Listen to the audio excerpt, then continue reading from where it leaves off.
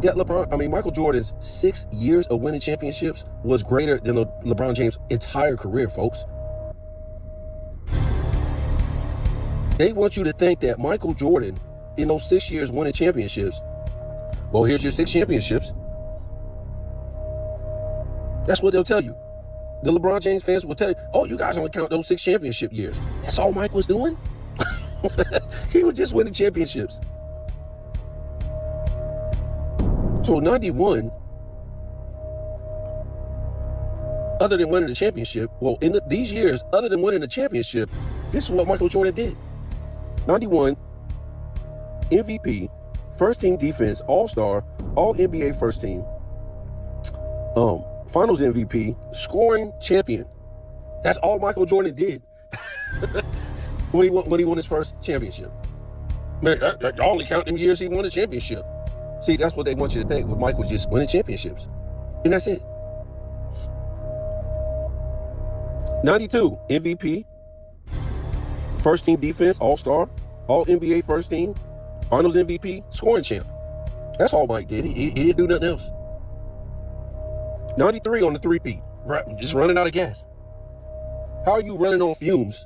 You just played in the Olympics. Remember, that wasn't good enough for the LeBron James fans. He had to lead that team in scoring.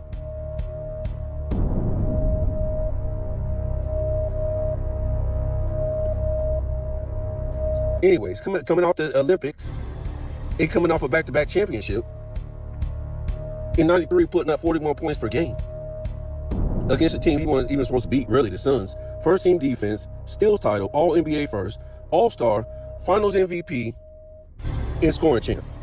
Three-peat. 96.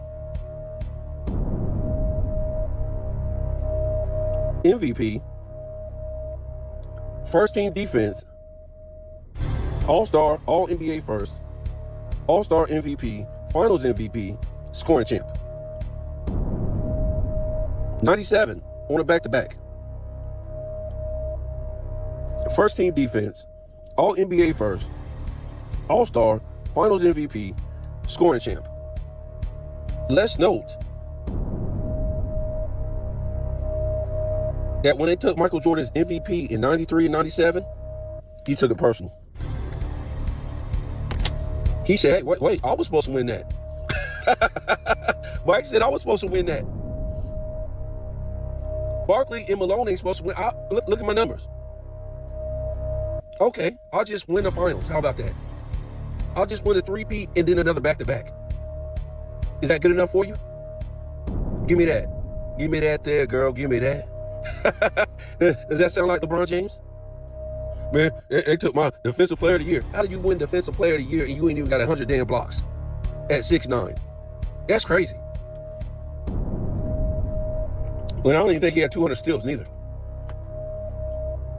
Matter of fact, LeBron James never had 200 steals or 100 blocks in the season. Michael Jordan did that back-to-back seasons.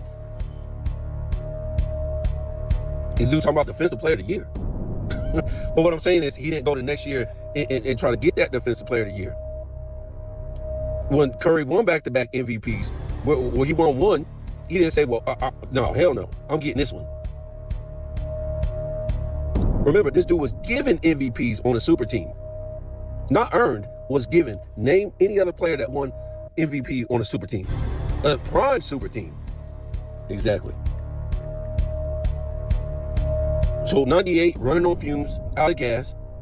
We all know this year. MVP, first team defense, all NBA first, all-star, finals MVP, all-star MVP, scoring title. This is all Michael Jordan did. In those years, he won a championship. If you take out his accolades of 85, 86, 87, 88, 89, and 90, 6 years of accolades. Take them out. 6 years of accolades. And this is what you got, folks. You still got this. To me, a greater career than LeBron James. A greater career. And we didn't even say the championships. because they're obvious. But I know this ain't all LeBron James' resume over here, but it's just what he did in those 4 years he won the championship.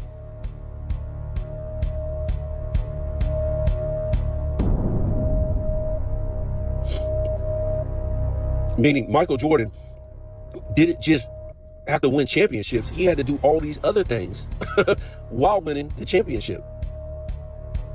And why did that happen? Because Michael Jordan wanted to separate himself. It wasn't no media back then that you could hire to lie and say, yeah, Michael Jordan just separated himself from blah, blah, blah, just because he won 6 championships, just because he did this, just because. No, it had to be on paper.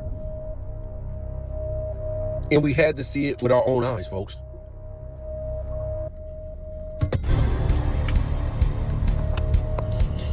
These 6 years, Michael Jordan had a greater career. It is, here it is, the two different three-peats in 2 different dynasties. So you can say this is what Michael Jordan did. It is 2 different dynasties. These are the accolades. We didn't even put out the points per game in the playoffs, in the finals, and in the regular season, or the stats. All the stats. These are just the accolades. This ain't also the video footage of these memorable playoff games, and finals games, and regular season games in those 2 different dynasty years. This is just the accolades in the 2 different dynasties that Michael Jordan achieved. Bill Russell ain't touching this. Bill Russell got 11 championships. Okay, fine. He can't touch these accolades. He can't touch Michael Jordan's moments in the finals, the playoffs, the regular season, his stats. Bill Russell ain't touching that. Wilt Chamberlain ain't touching it. What we just talked about. Kobe Bryant ain't touching that. LeBron James ain't touching it. Nobody will ever touch this, because this is what Michael Jordan wanted. All this shit didn't happen on accident. All-time great players, their situations don't happen on accident. Tom Brady don't have 7 rings on accident. When they hit this dude with the spot gate, he could have gave up.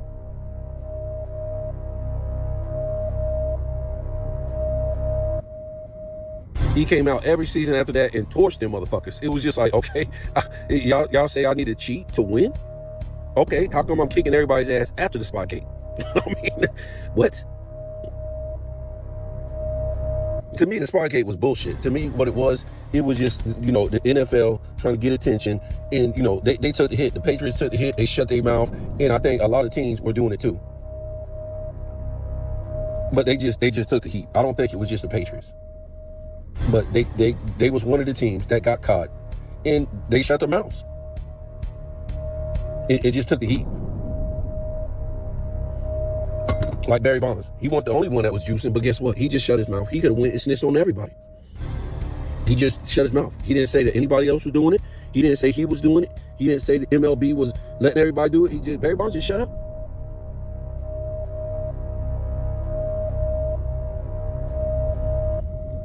That's why it was a crime to do what they did to Barry Bonds, because Barry Bonds just shut his mouth. He didn't play nobody, accuse nobody, or talk ish about the MLB or nothing like that. He just took his hit like he was supposed to. He gave them what they, I won't say he gave them what they wanted, but he stayed true to the game. You saw Jose Canseco and all these other fools just throwing names out there, situations out, all this crazy stuff. Barry Bonds just shut his mouth. And to keep that man out the Hall of Fame, baseball is sad, man.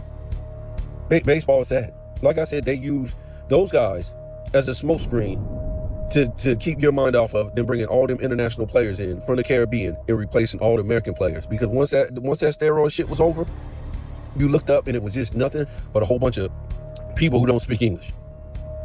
And I'm gonna say this, yes, I'll probably get some people who listen to my channel from other countries, and or they might live in this country and they might not be foundational American. This ain't against nobody's ethnicity, culture, nationality, whatever. Mad love to whatever you are. I love culture. I love it. I like how people celebrate it. But I'm just giving you a perspective what I see as a foundational American, as a person in this country, or what I've been seeing. You know, I can't stop you from having a perspective and you telling the truth about what's happening in your country. From your view of being, you know, whatever, you know, nationality you are, whether you're France or you're Mexican or you're Ecuadorian, or you're from Venezuela or you're from, you know, Australia. I can't stop you from giving that perspective. So it's not about, you know, when I say, you know, all these people don't speak English, or, you know, they brought in all these people from the Caribbean, but I'm not lying though. I'm not lying. When I tell you these things, and they put out all the black players, I'm not lying. Go look at the teams in the 90s, the 80s, the 70s. And then go look at them now. Go look at them in the 2010s. This is what they did, folks. This I ain't being racist. I'm just telling you the story. That's all I'm doing. It's all for cheap labor. That's what this world had become. It ain't about who works better or who's a better player. Everything become about cheap labor. Because how the system works, when Bill cheated, Chris looked over and said, well, I want to do what Bill's doing. Bill's making all this money by doing it that way. And then Mark says, well, I want to get in on this. So they all start doing it that way. And that's how the labor market has become what it's been, whether it's sports, whether it's just the regular labor market in general. You're not bringing in people because they're better. You're bringing in people because they're cheaper. And when I say that about baseball, if they're better, what's the proof? How come the Braves just dropped off the map? They're not better. They're great players, no doubt.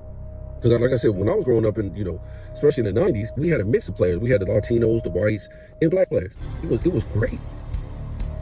Even in basketball, it was a mix of American or the NBA. You had international players. The greatest international players was in the 90s, hands down. We forget that Dominique Wilkins, John Stockton are international players. With Mutombo, with Ewing, with Hakeem, with Shrimp, Drazen Petrov, we had international players. So when I talk about these international players in the 2020s, and I'm not trying to downplay them, I'm only saying that because these ain't the best international players I've ever seen. Not even close. I'm sorry. the international players back in the day, they didn't need defense cut out for them because they were some of the greatest defenders of all time. And someone was some of the greatest offensive players of all time. So when I talk about these 2020 guys, I'm just saying, let's go. Show me something. Let me see these rivalries. Let me see something for these international players that take your rightful spot in the 2020s and take it over. Get you top 5 guys, get LeBron James the hell out of the league. Other than that, you ain't even getting talked about in your own damn league. This is crazy.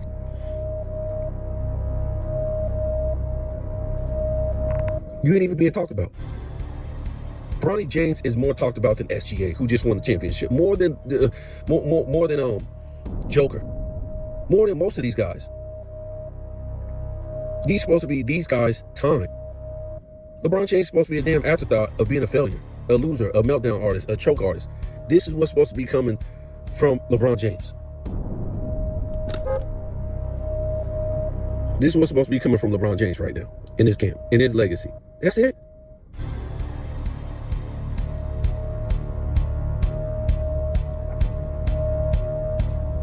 So yeah, Michael Jordan 6, like I said, let's go with these guys. I don't have nothing against international people or players or, you know, people's nationality. I love culture. But at the same time, I only can be real about the history that I'm seeing from sports or in the United States.